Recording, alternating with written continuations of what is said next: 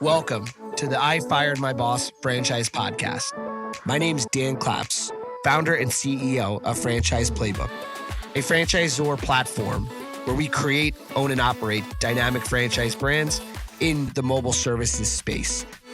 And my life's goal is to help people just like you fire their boss and become a business owner. And I'm Christian Dadulak, top franchise consultant and co-founder of Real Franchising, a leading franchise consulting firm. And together, we're on a mission to help people fire their boss, hire themselves, and live the American dream through franchise ownership. All right. Welcome to another episode of the Franchise Founders Podcast. Very excited about our guest today, Matt Friedman, the OG and real franchise founders. It's a funny story. Matt and I met at a franchise event, and we really hit it off immediately. And then I noticed the name of his company, and I was worried that he was going to get mad at me because of the name of our podcast. But he was cool about it because we didn't do it intentionally.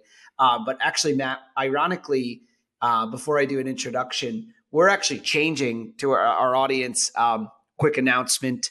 We're really making a pivot toward more franchisees. More and more franchisees have been reaching out, wanting to join the show. And our audience has said, we want to really hear from more and more franchisees. And so we're doing that pivot. And in doing that pivot, we're actually changing the name of our podcast to I Fired My Boss, a franchise podcast. And it's essentially these war stories of people in the corporate world, that corporate refugees, if you will, sharing how they got out and got into the business. And, you know, guys that are listening and girls that are listening, we're going to make this really about getting into like the nitty gritty. Yesterday, Christian and I were recording a podcast, and we don't want to just talk about all the great stuff. Everybody talks about the great stuff. We want to talk about like what sucks about being a franchisee, what's hard, you know, what are you struggling with? And then of course, why do you do it? You know, the benefits. But anyway, without further ado, I've got my co-host Christian Dadulak here, of course. Hey, Christian. What's going on, man? Stoked for today. This is awesome. Matt's a pretty cool guest. Matt Friedman in the house. Yeah. Thank you, Dan and Christian. And I actually appreciate all the PR you've been giving me on Franchise Founders through your podcast. I keep getting a lot of leads and concepts calling us, and I'm disappointed that you're changing the name. Oh man, that's funny. That's good. Well, that makes us happy to hear that. Yeah, you're free to take the run with the name and maybe make one too. But well, guys, I'll give you a quick, brief introduction to Matt, but I'm going to keep it short because I think he'll do a better job than me. Actually, you know what? I am just going to hand it off, Matt. Probably better. So I'll just give you a little background on myself and my current role and things like that. So I guess I started my career in franchising as the founder and CEO of a chicken wing franchise called Wing Zone. And I started this with my fraternity brother in our fraternity house in 1993. It's an amazing story with a $500 investment. Eventually turned it into a real storefront in Gainesville, Florida, and built 7 company-owned stores in major college markets from 1995 to 2001. And I got bit by the franchise bug, and I've never stopped since. So in 2001, Wing Zone started franchising. We were a startup franchisor, like a lot of the listeners and people that tune into the podcast.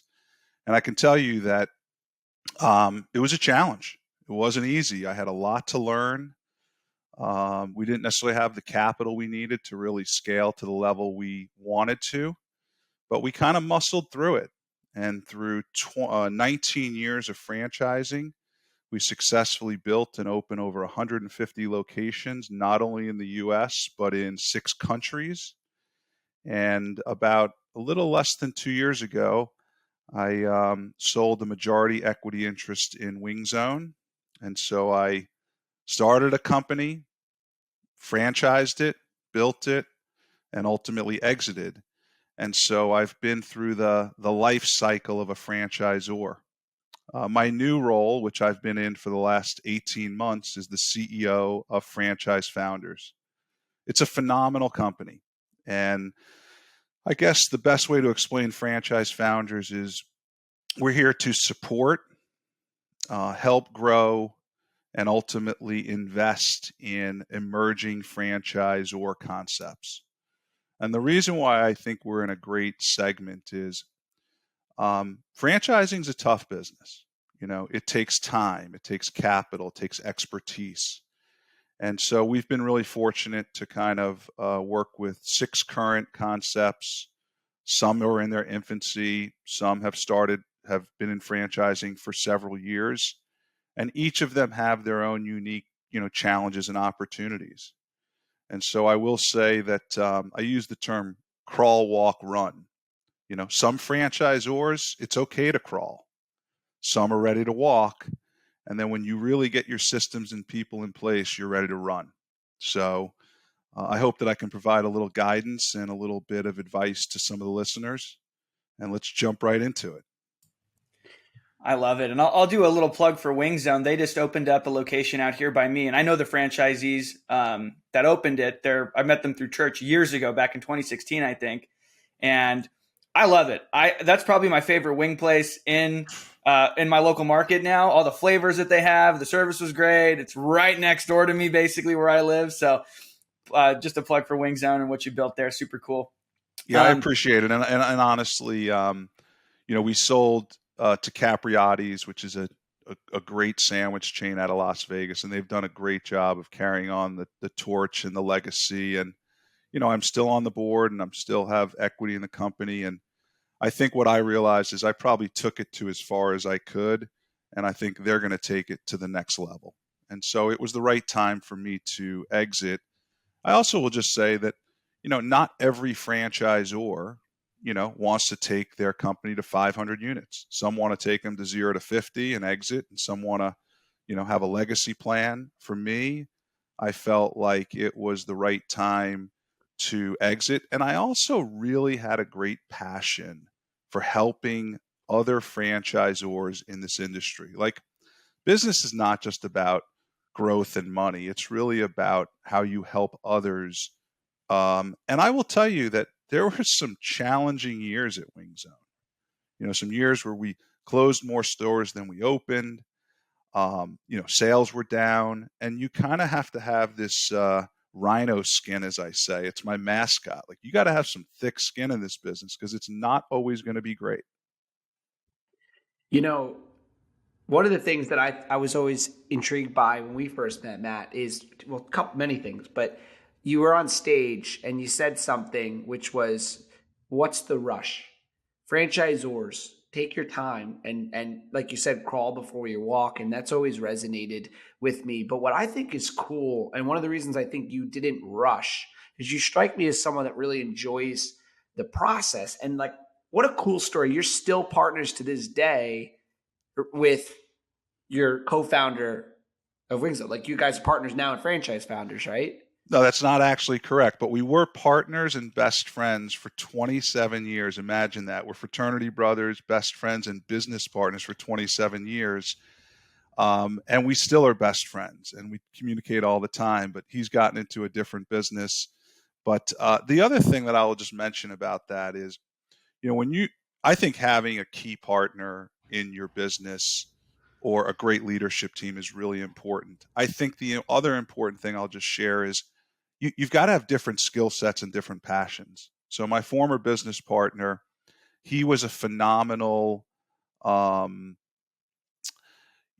financial person, and he was incredibly detail oriented, and he loved doing all the behind the scenes stuff. And I was really more into operations and marketing and, franchise recruitment and awards. And so we had this kind of perfect balance. And I would encourage those that are starting off in business or, eventually looking to scale your business, that it's really important that you align with people that you get along with, but you don't always have to do the same thing. It's well said. Yeah, I think it's almost better if you clearly delineate those roles, right? If someone's more of an ops person, the other person's more of the visionary or sales type person, then, it works well together. And that way you're not stepping on each other's toes. And, here are my responsibilities, here are my roles, and then here are yours. And you make the decisions here. Of course, we're going to discuss it, but you have the executive decision-making power here, and then I'm over here or whatever. Yeah. So I'd love to jump into just kind of, if I can speak, openly to any of the Please. audience, or ultimately like some of the emerging franchisors out there. And I want to give a few examples here.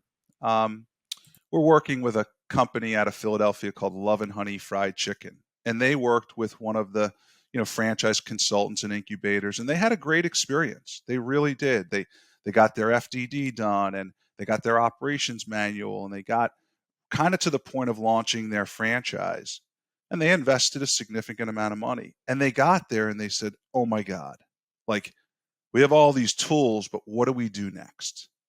And I think where franchise founders comes in is we're not trying to take a concept to its infancy. We're trying to take it from its infancy to some sort of scalability. So really, with me and my team, we come in from a multitude of things. Compliance. We have a compliance officer, which is very important in franchising. We have a franchise recruitment and award division. We've got operations, we've got marketing, and then we've got strategic planning. So we really become kind of the next phase of support beyond call the franchise incubators or consultants. And so I've always felt that there was a need in that category. There's so many new franchisors that launch and they get to the starting line and they really don't have a great plan, or they don't have the people to be able to scale. And so I think what we really are able to do is really bring in a team of people that can kind of advise and guide them through some of the challenge of actually becoming a franchisor, awarding your first franchisee. How do you support them? How do you put the systems in place? And I will say that if I had a company like Franchise Founders when I launched Wing Zone, we would have, without question, made fewer mistakes. And I think that is, a really important point out there. No one's expecting new franchisors to be experts in every category. I mean, I still to this day, I'm a knowledge seeker. I learn things every day. I may be very knowledgeable about franchising, but I can't sit here and tell you that I know every aspect of it.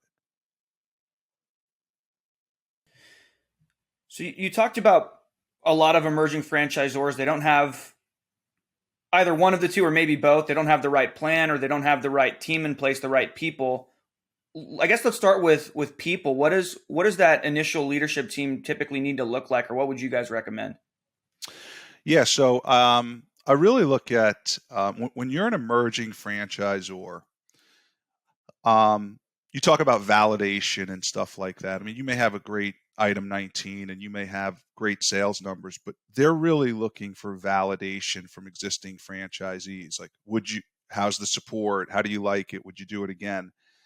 In lieu of that, as a young emerging franchisor, they're going to look heavily at what I call your leadership team.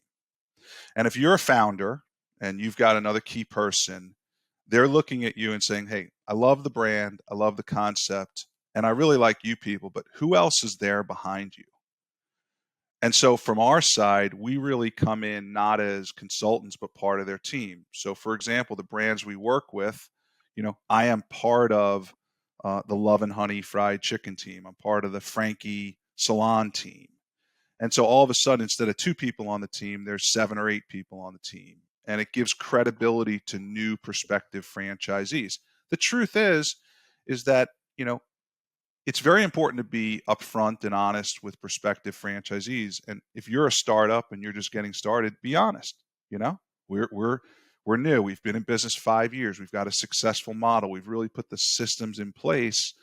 And we've partnered with franchise founders to build a more robust leadership team. Matt, just interject for a second. And for our listeners, like, this is so key what Matt is saying here. You've been instrumental with me throughout the months of chatting here and there, picking your brain as I made my acquisition into the cleaning and restoration space. But, you're spot on that now. When we talk to franchise candidates, which is something I'm doing personally every day, all day, everyone asks, well, do you have any franchisees? And for us, the answer is no. Right. But our founder has been in this space for this long. More importantly, our executive team has done this, and this already in franchising. We say we're a new franchise, but not a new franchisor in the sense that we've done it before. But without being able to talk about that, it is challenging if we didn't have the track record. And you're right. We say, no, we don't have any franchisees. And then we actually kind of just, we don't get into it too much because we're not trying to cover that up. It's the truth. And people who get into a brand that's emerging, it's a special person. It's a different person than maybe someone who's buying a 400 location business that's, more established. But Yeah. I can imagine being one of your brands and having that ability to say, no, we don't have any franchisees, but look at our leadership team behind this. That's really smart. And the other thing, that's a great point, Dan. And the other thing that we look for are really strong founders. We are not looking to invest and support and help grow emerging franchisors to take it over.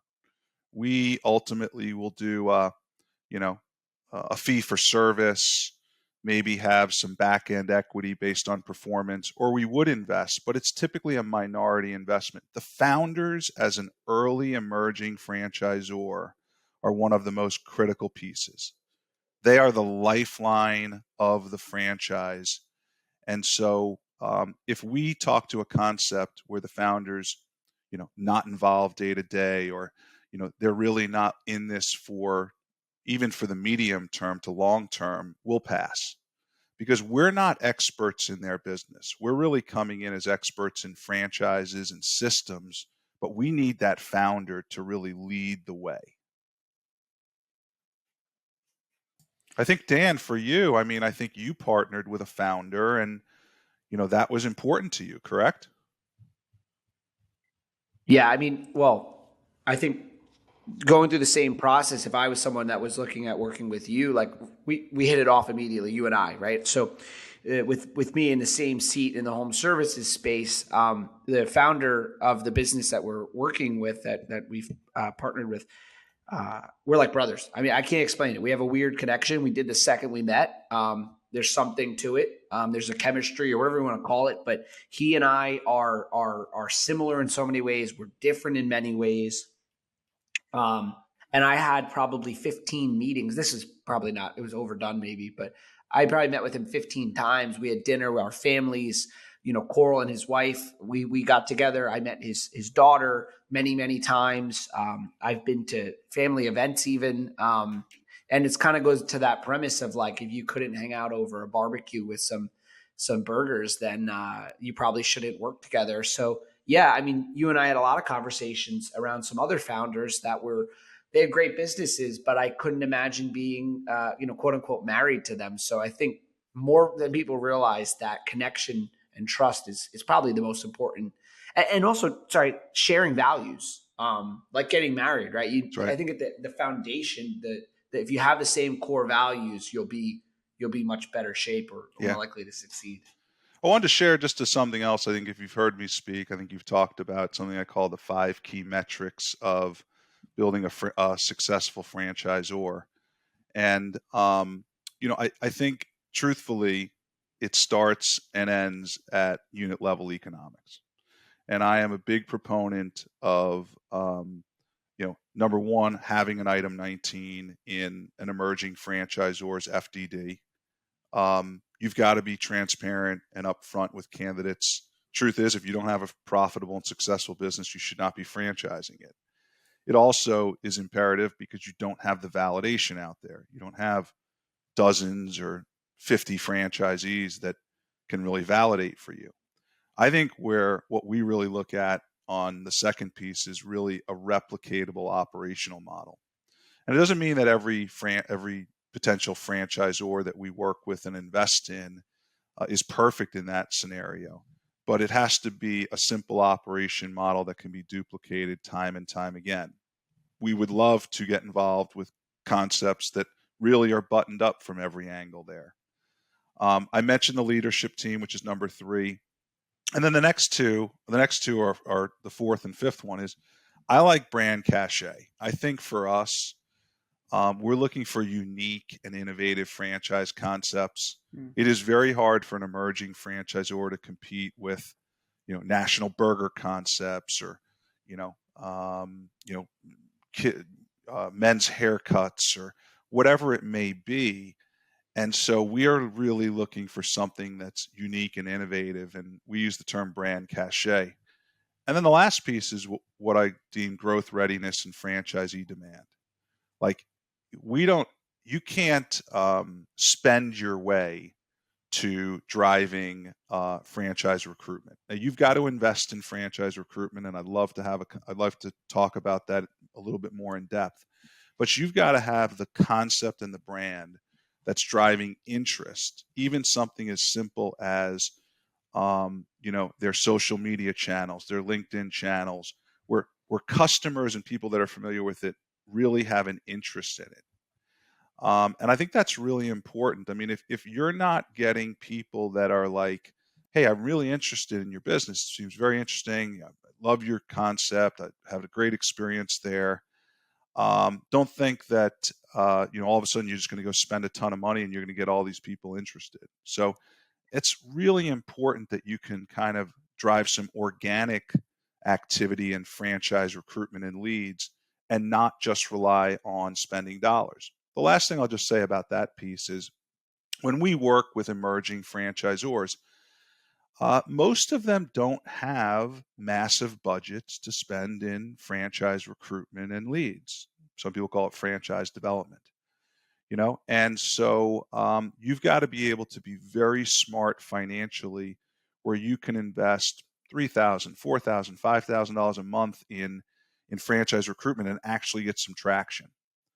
So I think that's an important piece of what we're looking for. And this is a good test or a good checklist, even for those that are considering franchise their concept, their business and concept. Yeah, it's interesting what you said there. Like what I heard was, if you're a business owner and you're thinking about franchising, essentially if people are not already kind of coming to you saying, is this thing a franchise? Like, I like this. Could I buy one? Like, that's probably, if you don't have that early indicator, maybe you're not ready to franchise. Is that accurate to say? It is. In fact, Yeah. that's what got me to franchise Wing Zone. I mean, we had 7 company-owned stores. We were doing a substantial amount of business. People loved the product. We had a core target market, which was college campuses and military bases, very similar to how Domino's Pizza started. And I had managers of mine who were like, I want to open one of these. I had customers saying, how do I buy one of these? And that was my first kind of, light bulb of, hey, I need to understand a little bit more about franchising. Now, that was, 20 years ago, a long time ago, but that was really how we launched into it. Man, if you see me looking down, I'm not checking my phone. I'm taking notes here because so much of what you're saying is really, really good. Yeah. And I almost want to type up some notes later so I don't forget a lot of this stuff. But one thing I wanted to go back to was exactly, was the brand cachet that you had spoken about. I think that's not only is it a cool term, but I completely agree with you that, a lot of people will call that a differentiator or something like that. And I think oftentimes when people get into business, they're thinking, to really stand out, I need to create the next iPhone, or it needs to be some massive differentiator. But can you give a few examples of maybe small differentiators, little things that brands can do to differentiate themselves, but ultimately that make a big difference? Yeah, no question. I think, first of all, I think, you've got to be unique in understanding what kind of your culture is. And then I like to call it your brand promise. Like, what do you represent? I know people say, like, if your brand was a car, what would it be? Or something like that. And you just kind of, I think it's really important. I'll give an example. So we're working with this company out of Philadelphia, Love and Honey Fried Chicken. And you think like, well, man, there's a fried chicken shop on every corner, right? There's like KFC and Popeyes and, all these things, and even a Chick-fil-A or something. Well, this group has created something like a cult following. They're kind of the gourmet fried chicken. It's better than the best. It's hormone free. It's, homemade, banana pudding, and, different things that just make them unique. I think a lot of times the menu itself, if it's a restaurant, or services if you're offering it in whether it's health and beauty or home improvement, can really differentiate yourself. I think that the next generation of franchisees are looking for something that really connects to them. And that's why one of our core values at Franchise Founders is that we want to provide our franchisees a quality of life.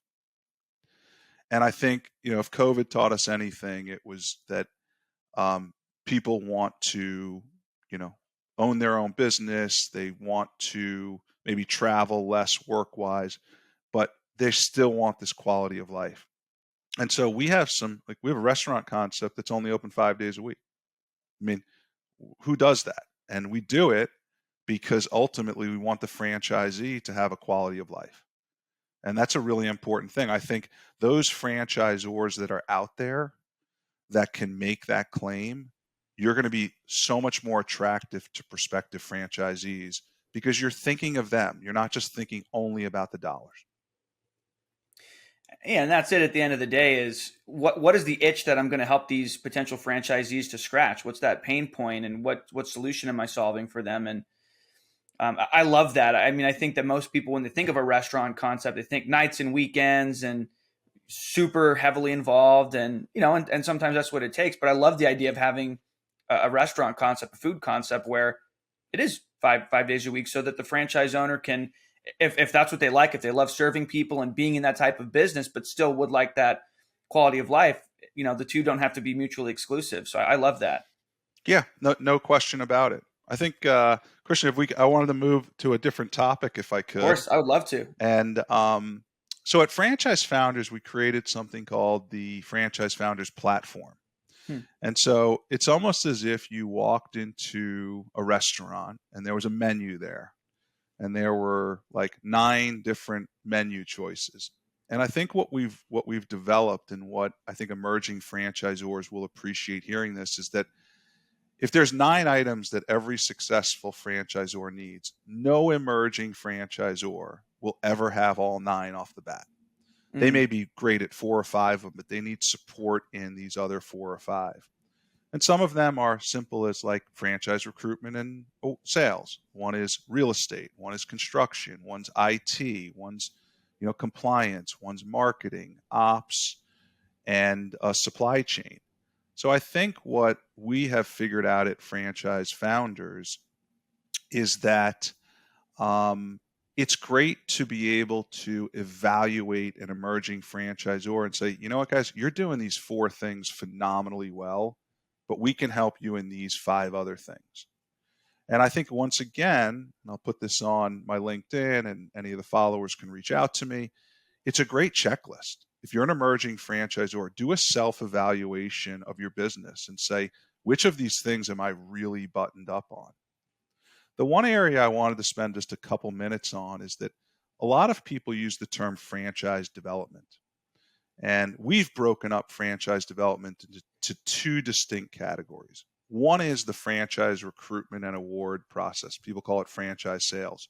But there's a whole nother component where most emerging franchisors don't think about, and that's real estate and construction. So you can be an emerging franchisor, go out there and award 10 units, right? And people are so happy and they love the brand and that sort of thing. But that's only a small piece of it. You've got to help them through the real estate process, the construction process, the project management. And a lot of early emerging franchisors struggle to get units open. And what happens in that time is that franchisees ultimately get, they get frustrated. They're delayed. They're paying rent. They've got a loan payment.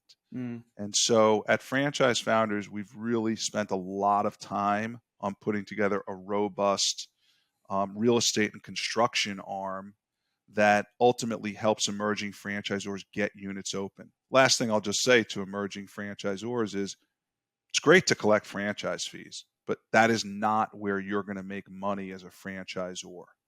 You're going to make money on getting units open, generating revenue and generating royalty.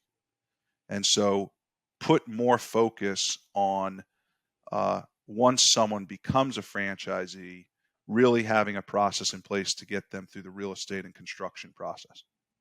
Absolutely. Yeah, the game, that's when it starts, right? Once the Yeah. franchise is awarded, that's when the game really starts. Yeah, and I tell And franchisees this, that, they go through the whole, they've selected the franchise and they've, gone through, the site selection and the real estate and the training. And I'm like, all right, guys, it's opening day. This is the starting line. All that stuff you did before just got you to the starting block. Exactly. Yeah. So it sounds like then with the real estate component, with the help that Franchise Founders provides, is that, I mean, I guess what would you recommend with a new emerging brand? They onboard their first, or they award their first few franchisees,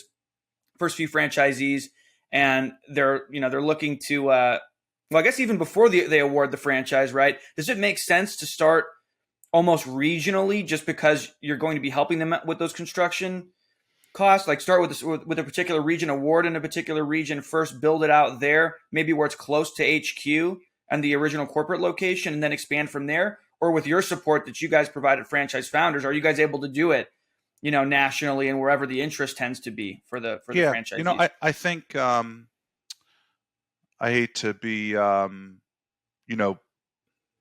vague on this one. I think it really does depend on the concept. Sure. I will say that if you're in a restaurant segment and you've got supply chain, restaurant's a heavy supply chain business. You've got to get your products, from your supplier to your distributor to the franchisee. And in that model, I fully support regional growth. Like I made some mistakes at Wing Zone where we were kind of opening stores all over the place because we were focused on college markets, and it put a lot of strain on really support and supply chain. I think if you're a home services business, if you're in the health and beauty, I think you can do some good regional, national expansion because you're not really dealing with the supply chain. Now, listen, you've got support, and that's an important thing. But we were talking to one concept, and they've got about 10 units in Texas, and they were like, well, we're going to continue to grow Texas, but we want to grow Florida. Okay, great. That's a strategic plan. So although, they're far apart, they're not saying we're going to go to Texas and Florida and New York. They're like, we're focusing on these two states and we're going to grow it out.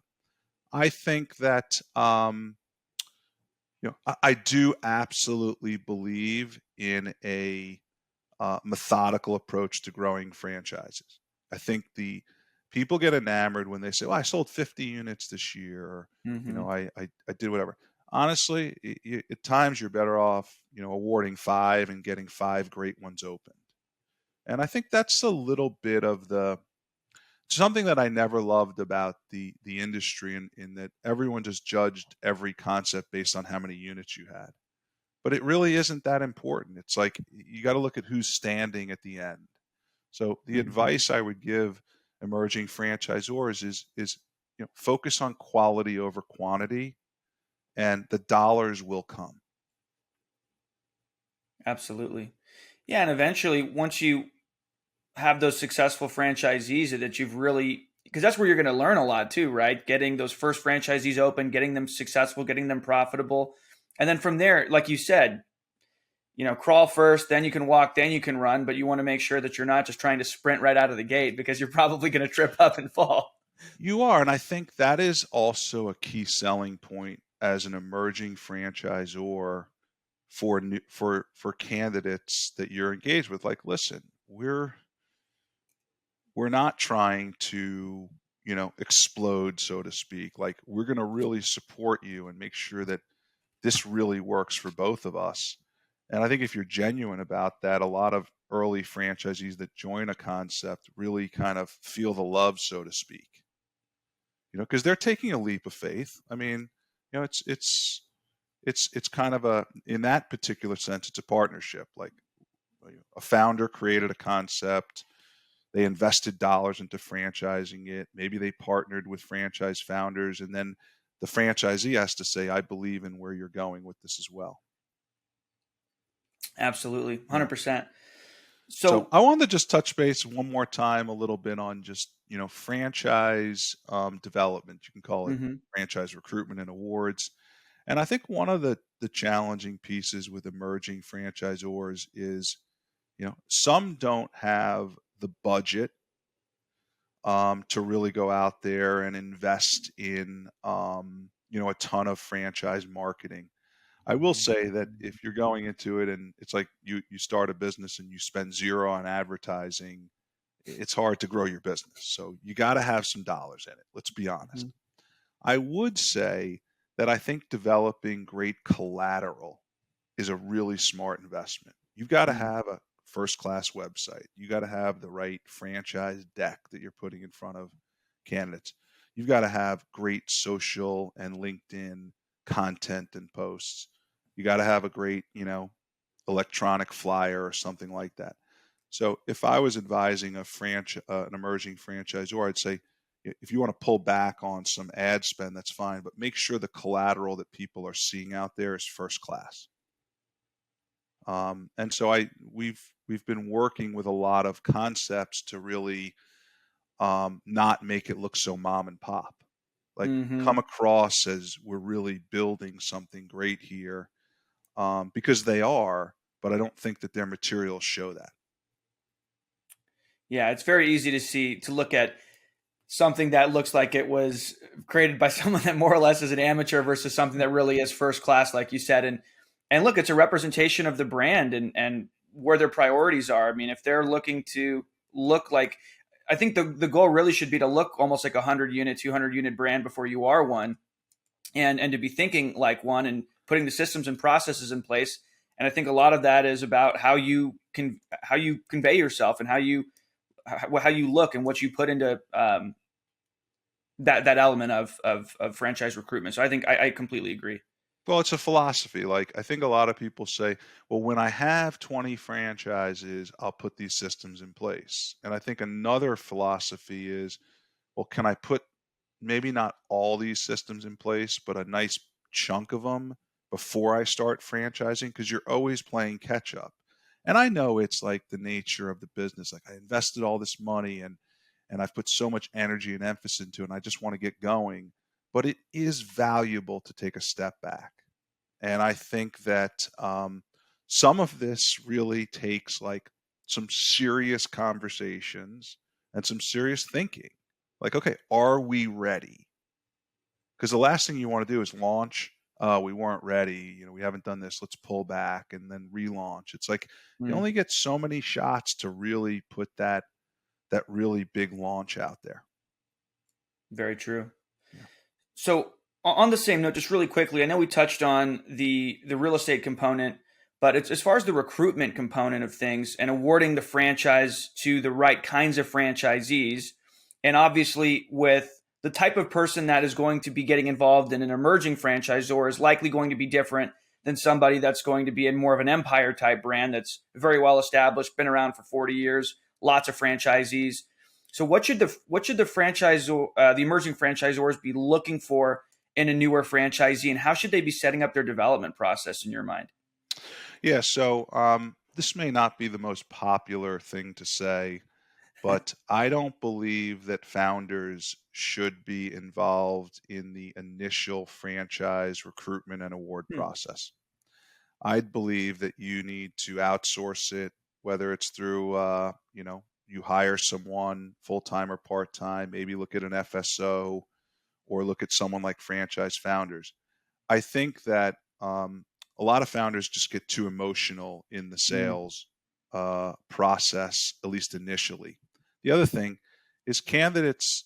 If I'm a candidate and I'm calling for a concept that I like, and I'm getting the founder on the phone, it doesn't give me the best thing of like, well, who's behind this whole franchise? Is there any other systems behind it? With that being said, our approach is that we really look at providing an amazing amount of content and information to prospective franchisees early. mm, We want to get them into a pretty detailed 60-minute call where we're taking them through the whole business opportunity. We call it a franchise deck. It's probably 20 to 25 slides, gives them an overview. From there, we want to disclose immediately. Let's just get them an FDD, get them on the process, have them review it. And then from there, we're really talking about whether this is a cultural fit. Our philosophy around, some people call them discovery days, we call them franchise days, is that is the last piece before it becomes a decision for both the franchisor and the franchisee. I don't believe franchise days should be a selling event. I think it should be more of, let's spend some time together and really see if this is a good fit. I also believe that if someone's attending a franchise day, they should be well into this is really what I want to do. In fact, our expectation is that 80% of our candidates that attend a franchise day end up moving forward. So we use it as a culmination. So I guess to just recap your question, it's really quick contact is important. Like day of, you got to reach out to people. Then you're moving into a lot of information sharing. Okay.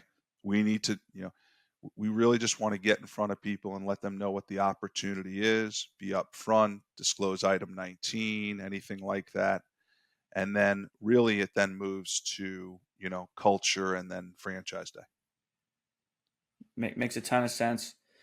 Yeah, I think that's somewhere where a lot of it's very easy to just kind of, if you're an emerging franchisor and you don't know franchising, it's very easy to just kind of try to willy-nilly and just do it randomly. There's no process in place in terms of how you're going to guide people through your awarding process. And I think that having that systematized way, in the same way that you want to have systems in place for your franchise, you want to have systems and processes in place for the way that you award them too. So yeah, and last point I'll just make on that is that it's a big, I think that a lot of founders, when they have tried to take on franchise recruitment and development and awards, is like, man, this is a lot of work. Like I got to talk to a lot of people, and and it could be a time drain.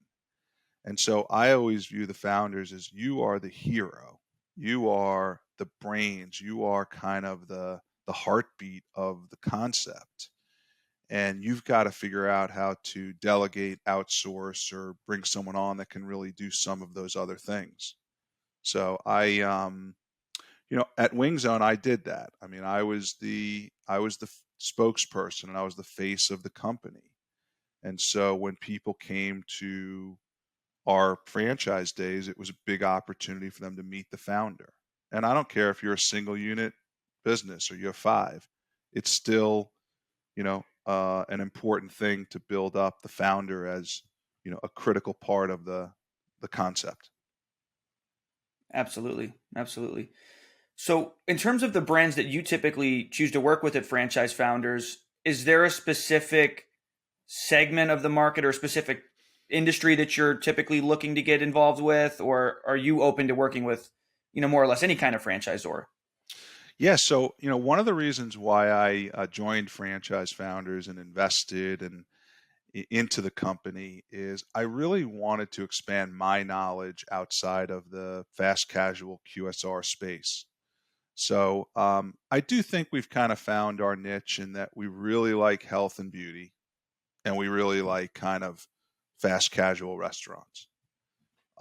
With that being said, one of the concepts that we have invested in and are supporting is Patriot Broadband. It's a phenomenal concept. We bring broadband internet to rural America. And I know that may sound crazy, like, well, isn't broadband everywhere? You would be shocked as to when you get into rural America, which is a trending place for people to move and live, is that reliable wireless broadband internet is not a common thing. So in that particular deal, it's opened my eyes. Like I went to one of the conferences and I was like, this is crazy. Here I am, a restaurant guy, learning about like towers, broadband towers and stuff. It was really cool. We've gotten into the hair and the women's salon business with a concept called Frankie by Raziri, an iconic 100-year-old brand, an amazing story. And so I've learned a lot about that. And so I think ultimately for us, we're open to it as long as it's meeting those kind of 5 criteria, right? Mm, Unit level economics. Obviously, we've got brand cachet and readiness and operating model and a great leadership team. So I think that everyone kind of finds their niche. We also like concepts that don't require a massive amount of employees. mm, I think in this day and age, it's important that as a franchisee, if you have to manage, 5, 10, 15 employees, I get it. But, it's really hard out there if you have to manage a large team of people. So that's a little bit of the niche that we're in, but we, we we really like to engage with as many emerging franchise opportunities as possible. So listen, I think in full transparency, my role in the company is to meet with as many opportunities as possible. We may meet with 20 concepts and only one is a good fit for them and for us. It's okay. I think it's ultimately just learning if it's a good cultural fit because we're not just, you know, only providing services. We're typically, in most cases, putting some capital in. hmm.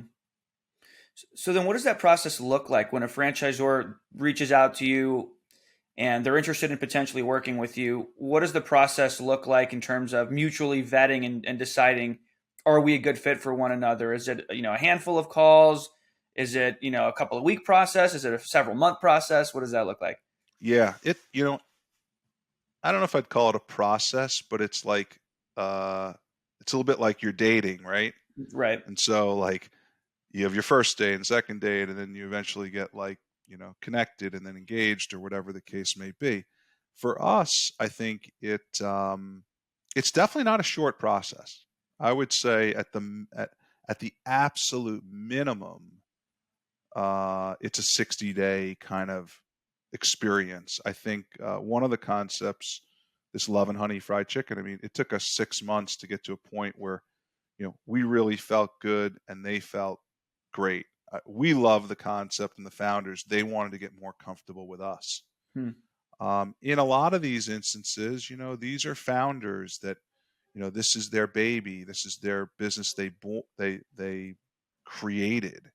And so for a lot of them, especially if we're buying in for some equity, they really want to be sure that it's the right fit. So now, listen. On the flip side, we're working with some concepts where we're just doing, they're selecting certain pieces from our platform, and we're doing that work with the intention that we build this relationship into something bigger. So I like that what we've really gone to a little more is, hey, we're not sure if we want to kind of get married or, invest, or they don't want to give up some equity. So let's do some work together, see how we get along. And if it works well, great. So I just believe in that. And I think the relationship is absolutely paramount.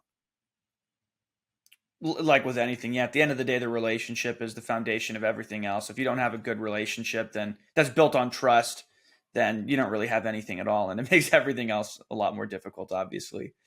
Um, Matt, any other topics you wanted to cover before we wrap up here? I don't think so. I think we talked a lot about just the industry and as well as just the segment that we're in. I think that the last thing I'll just say specifically about the emerging franchisor market is I commend every one of those business owners like myself that venture into franchising. But when you work with, consultants and incubators, their job is to take you from A to B, and they do a great job of that. I think for a lot of emerging franchisors, they don't know who to go to take them from B to C. Hmm. And so I think it's really important for a lot of those people, if you need help or you're not, you're really looking for that continued support and expertise, that there's people out there like franchise founders to help you through that next phase. Because if not, it's not that it's not impossible. A lot of people have succeeded, but it's a challenge. Absolutely. Yeah. At the end of the day, the emerging franchisor, they know their business. They know what it's taken to be successful in that industry, but franchising is a whole different ball game. And now you're in the franchising business, and it helps to have people that have that franchise expertise to really scale in a responsible way. That's good for both you as the franchisor, good for the franchisees, good for everybody involved. Yeah. I've enjoyed it immensely. I'm going to now change my connection to ifiredmyboss.com. Is that what it is now?